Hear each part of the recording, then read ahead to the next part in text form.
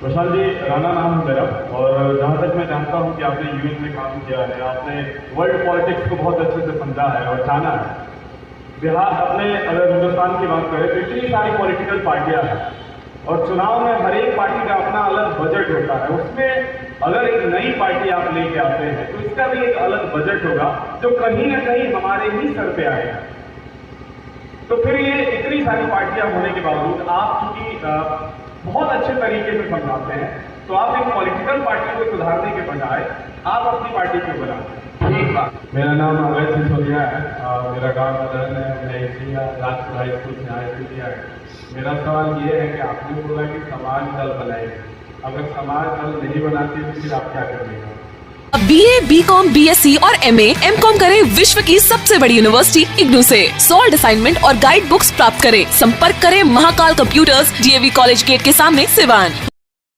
देखिए, भाई साहब ने पूछा कि आप शिक्षा के क्षेत्र में क्या करेंगे। ठीक बात है। यहाँ जो बैठे लोग हैं, कुछ लोग बताएंगे कि स्वास्थ्य के लिए क्या कीजिएगा, कुछ लोग बताएंगे कि रोजगार के लिए क्या कीजिएगा, करप्शन कैसे ठीक कीजिएगा। वो सब बात ठीक है। अलग अलग व्यक्ति के अलग अलग विचार हैं। चाहे शिक्षा सुधरनी हो या स्वास्थ्य, रोजगार आना हो या करप्शन ठीक होना है, सबके लिए अच्छी सरकार होनी चाहिए। सरकार अगर ठीक होगी तो ही बात बनेगी। इसलिए इस पूरे अभियान का नाम क्या दिया है? जन सुराज। सुराज होना चाहिए। सुराज को लेकर भारी विवाद है। किस चीज को सुशासन माना जाए? जो सत्ता में बैठता है वो बताता है कि हम जो कर रहे हैं यही सुशासन है।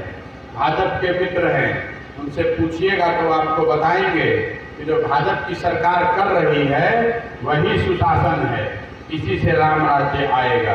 कांग्रेस वालों से पूछिएगा तो आपको बताएंगे कि नहीं, इन्होंने तो देश को बर्बाद कर दिया। जो हम लोग कर रहे थे वो सुराज था, वो सुशासन था। और कहीं नीतीश जी आपसे गलती से मिल गए और आपने पूछा तो वो बताएंगे कि देश के सुशासन बाबू हम हैं, जो हम कर रहे हैं यही सुशासन है। इस पर 1 साल मैंने देश में चर्चा कराई है।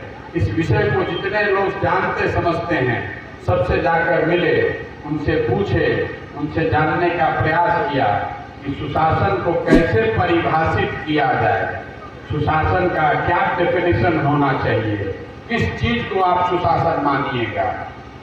तो सारे मंथन के बाद लोगों ने बताया कि जो जनता के जरूरत के हिसाब से चले और जनता के मानदंड पर खरा उतरे, उसी को सुशासन माना जा सकता है।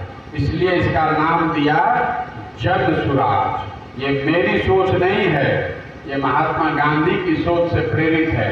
उन्होंने ये बात बताई कि जनता के हिसाब से जो चले वही सुशासन है। ये गुजरात मॉडल और दिल्ली मॉडल नहीं है, ये जनता का मॉडल होना चाहिए। ये प्रयास है। आपने पूछा कि शिक्षा के लिए क्या कीजिएगा, शिक्षा के लिए क्या करेंगे और स्वास्थ्य के लिए क्या करेंगे, इस पर मेरी एक सोच है। उसके साथ साथ पूरे दुनिया भर से जो बिहार से जुड़े हुए लोग हैं, बिहार के लोग पूरे दुनिया में अलग अलग क्षेत्र में काम कर रहे हैं, ऐसे 250 लोगों को इकट्ठा किया है। उनको 15 भाग में बांटा है। शिक्षा, स्वास्थ्य, रोजगार, आर्थिक विकास, सामाजिक न्याय, कि हर विषय पर 10 साल का एक खाका खींचा जाए। लेकिन वो हमारी और उनकी सोच है, वो बिहार के लोगों की सोच नहीं है। उस ड्राफ्ट को लेकर जब पदयात्रा करेंगे तब लोगों की सोच का पता चलेगा और फिर उस दोनों को मिला के अगले साल जब पदयात्रा खत्म होगी तो आपके सामने, बिहार के लोगों के सामने आगे 10 साल का खाका खींच कर रखेंगे। आपको ये नहीं बताएंगे कि आने के बाद शिक्षा सुधार देंगे, ये भी बताएंगे कि शिक्षा कैसे सुधारेंगे।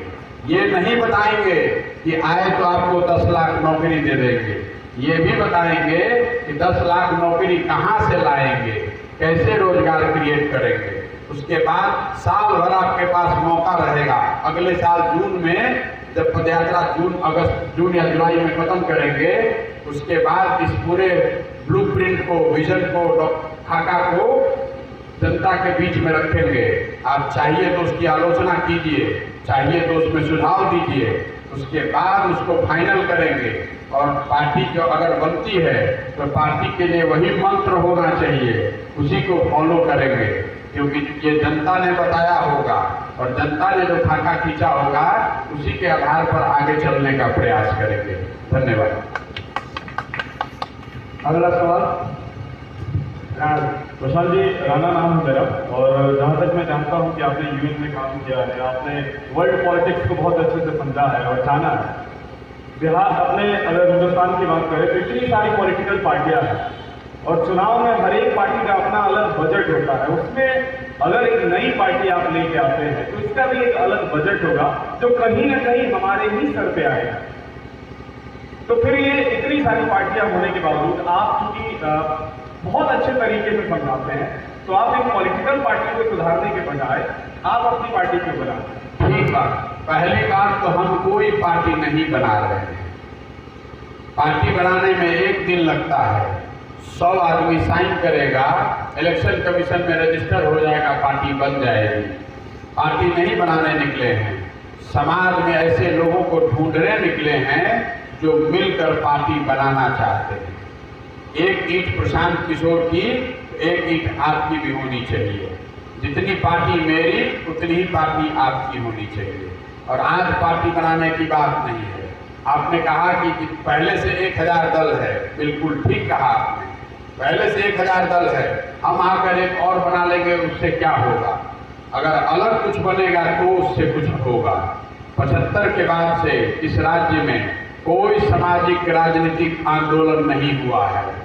जो भी, जिसको भी आप बिहार का लीडर मानते हैं, जानते हैं, लालू जी हो या नीतीश जी या सुशील कुमार मोदी, ये सब 75 की पौध हैं। 75 के बाद इस राज्य से कोई नया नेतृत्व तो खड़ा नहीं हुआ। इसीलिए जो 60 में 70 में जो बातें हो रही थी, उसी धरने पर आप राज्य को चलाए जा रहे हैं। इसीलिए परिवर्तन आ नहीं रहा है। आपने कहा कि उसका खर्चा कौन करेगा? ठीक बात है, खर्चा तो स्टेट गवर्नमेंट को करना नहीं होता है, खर्चा तो पार्टियों को ही खुद से वहन करना पड़ता है। वो पैसा समाज से आता है।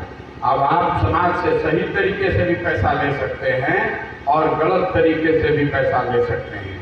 तो जब सही लोग मिलकर पार्टी बनाएंगे तो मेरा विश्वास है कि वो उस पार्टी को चलाने के लिए जो संसाधन चाहिए वो भी सही तरीके से ही लेकर आएंगे। इतनी बड़ी बात नहीं है। देखिए, अगर बिहार में 13 करोड़ लोग रहते हैं, अगर उसमें से 5 करोड़ आदमी 10-10 रुपया भी दे दे तो सारा खर्चा निकल जाएगा। निकालने के लिए कोई देना भी चाहे तो व्यवस्था ही नहीं है। पार्टी जो सत्ता में रहती है उसको लगता है कि एक ही ठेकेदार है 200 करोड़ रुपया दे रहा है, काहे लिए प्रयास करने जाए। पार्टी बनाना है, 100 आदमी ढूंढना है, पटना में बैठे बैठे 100 आदमी मिल जा रहा है तो काहे के लिए गांव-गांव जाए। लेकिन मैं क्या कर रहा हूँ, 1.5 साल 1 साल गांव-गांव घूम रहा हूँ, घूमने का आपको बता रहा हूँ। मेरी बात पर मत जाइए, कथनी पर विश्वास करना ठीक नहीं है। जो आदमी मंच पर खड़ा होता है वो अच्छा ही बताता है। मेरे करनी को देखिए, अभी नहीं, आगे 6 महीना देखिए, साल भर देखिए, 2 साल देखिए। जब पूरा विश्वास हो जाए तब साथ में जुड़िएगा, और तब भी विश्वास ना हो तो जुड़ने की जरूरत नहीं है। पर्चा फाड़कर मेंबर बनाने नहीं आए हैं, पार्टी बनाकर आपसे मिस्ड कॉल लेकर मेंबर नहीं बना रहे हैं, इस सोच से जोड़ने आए हैं। अगर आपको लगता है कि ये जो बात बता रहे हैं वो ठीक है तो संस्थापक बनने आइए। कि मंच बनाने में, बिहार में एक नई राजनीतिक व्यवस्था खड़ा करने में एक ईंट आप भी डालना चाहते हैं, ये प्रयास है। अगला सवाल। प्रधान जी, मेरा नाम भूषण पांडे है। मैं भूतपूर्व सैनिक और वर्तमान समय में पंचायत व्यवस्था का बहुत ही छोटा प्रतिनिधि उप मुखिया की पंचायत कृष्ण पांडे। मेरा सवाल ये है कि जैसे आजकल बिहार जातिगत जनगणना को लेकर काफ़ी चर्चाएं हो रही है और सरकार ने इसे पास भी कर दिया। कल ही समस्तीपुर जिले में इलेक्ट्रॉनिक मीडिया के माध्यम से, प्रिंट मीडिया के माध्यम से हमें पता चला कि परिवार में खुदकुशी कर दी, आर्थिक तंगी में। तो क्या जातिगत जनगणना की जगह आर्थिक जनगणना नहीं होनी चाहिए यहाँ क्या अपने देश में?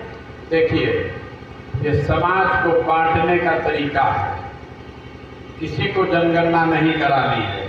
अगर आपने कहा आर्थिक जनगणना होनी चाहिए, हर साल आर्थिक जनगणना होती है। आपको मालूम है कि बिहार में 13 करोड़ लोग में 8 करोड़, उसी जनगणना से ये दिखाया जाता है, बताया जाता है कि बिहार में 13 करोड़ लोग रहते हैं, उसमें 8 करोड़ लोगों को दिन में 100 रुपया नहीं मिलता है। जनगणना करने से लोगों की स्थिति सुधरने वाली नहीं है। किताब लाइब्रेरी में बहुत किताब है, तो जो बैठा हुआ लाइब्रेरी में लाइब्रेरियन है वही आइंस्टीन हो जाता है। जनगणना होना एक बात है, जनगणना होने से समाज के विषय में ज़्यादा जानकारी अगर आपको मिल सकती है तो बिल्कुल कीजिए, लेकिन ज़रूरत इस बात की है कि जनगणना से जो निकल कर आए उसको सुधारने के लिए कुछ अमल कीजिए। आपको करना कुछ नहीं है, आपको मतलब जो सरकार में है आपको हमको बेवकूफ़ बना रहे हैं। देखिए, 2011 में पूरे देश में जातिगत जनगणना हुआ है। ये पहली बार कोई बिहार के नेताओं की सोच नहीं है। 2011 में पूरे देश में जातिगत जनगणना हुआ, आज तक उसका रिजल्ट पब्लिश नहीं हुआ। लोग बता रहे हैं, पहले यूपीए की सरकार और अभी एनडीए की सरकार बता रही है कि डेटा में कुछ गड़बड़ी है। तो भाई आप गड़बड़ डेटा को ही पहले निकालिए पब्लिक के सामने, पब्लिक को चर्चा करने दीजिए। और 16 अलग अलग राज्यों में वहाँ की राज्य सरकारों ने कहा है कि जातिगत जनगणना होना चाहिए, करने दीजिए जातिगत जनगणना। आज जनगणना शुरू होगा तो 5 वर्ष से पहले उसका रिजल्ट नहीं आना है, लेकिन आज को हमको आज ही से लड़ाना शुरू कर देगा। आधा लोग लग जाएंगे कि जनगणना नहीं होना चाहिए, आधा लोग लग जाएंगे कि जनगणना होना चाहिए। जनगणना होगा कि नहीं, उसका रिजल्ट आएगा कि नहीं, और रिजल्ट आ भी गया तो उस पर कुछ काम किया जाएगा कि नहीं, उसकी चिंता नहीं है। लोग आपस में लड़ना अभी से चालू कर देंगे, उस चक्कर में पड़िए मत। जातिगत जनगणना करना हो या आर्थिक जनगणना कराइए और जो उससे निकल कर आता है उस पर काम कीजिए, लोगों की स्थिति सुधारिए। मांग ये होनी चाहिए, इस जाति और वर्ग के विभाग के चक्कर में पड़ के आप और हम अपना नुकसान कर रहे हैं। मेरा नाम अभय सिसोदिया है और मेरा गांव मदन है। मैं इसी राजपुर हाई स्कूल से हाई स्कूल किया है। मेरा सवाल ये है कि आपने बोला कि समाज दल बनाएंगे, अगर समाज दल नहीं बनाती तो फिर आप क्या करेंगे? समाज के लोग दल नहीं बनाएंगे तो दल नहीं बनाएंगे, हम भी नहीं बनाएंगे। मैं आपको बता रहा हूँ, मैं आगे क्या करूँगा ये तो नहीं पता है। मुझे ये पता है कि अगले 1-1.5 साल तक बिहार के हर गली, हर मोहल्ले, हर गांव, हर खेत, हर खलिहान तक पहुंचेंगे, लोगों के पास पहुंचेंगे, उनको अपनी बात बताएंगे और जैसे आपकी बात सुन रहे हैं सुनने का प्रयास करेंगे। मेरा ये दृढ़ निश्चय है कि हजारों लोग समाज में ऐसे हैं जो इस व्यवस्था को बदलना चाहते हैं। देखिए, कोई भी आदमी नहीं चाहता है, किसी धर्म का हो, किसी वर्ग का हो, किसी संप्रदाय का हो, किसी जाति का हो, कि उसके बच्चे को आधा पेट खाना मिले। कोई नहीं चाहता है कि उसके बच्चे के शरीर पर कपड़ा नहीं हो। कोई नहीं चाहता है कि उसका बेटा भाई यहाँ से 100, 1000, 2000 किलोमीटर जाकर सबसे कठिन स्थिति में काम करे। तो अगर आप समाज को बताएंगे, ये भरोसा दिलाएंगे कि मिलकर ये किया जा सकता है, तो समाज के लोग साथ में आएंगे। अगर सबने मिलकर तय किया कि इसकी जरूरत नहीं है तो नहीं बनाएंगे, उसमें क्या दिक्कत है? हम नारायण पंचायत समिति सदस्य मुन्ना सिंह। सर, हर गांव में मेन मुद्दा है किसानों का। समय पर नहीं बीज मिलता है, न खाद मिलता है, मिलेगा भी खाद तो महंगा मिलेगा। उसके बाद जो बीज होता है, जो साग सब्जी होता है, वो बाजार में ले आने पर 2 रुपया 1 रुपया का बिक्री हो रहा है, किसानों का कुछ फायदा ही नहीं हो रहा है। मेरी ये समस्या है हर गांव में। देखिए, मैंने पहले आपको कहा कि हर समस्या पर जो मेरा एक विचार है उसको पब्लिक के साथ साझा करने से पहले मैं लोगों से 1-1.5 साल मिलकर सुनना चाहता हूँ। एक बात खाली आपको किसान वाले पर बता रहा हूँ।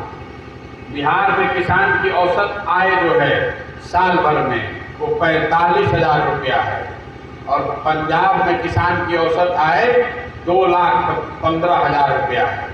जब पंजाब में अभी कृषि कानून देश में आया था तो आपने देखा होगा कि कितना बड़ा आंदोलन हुआ।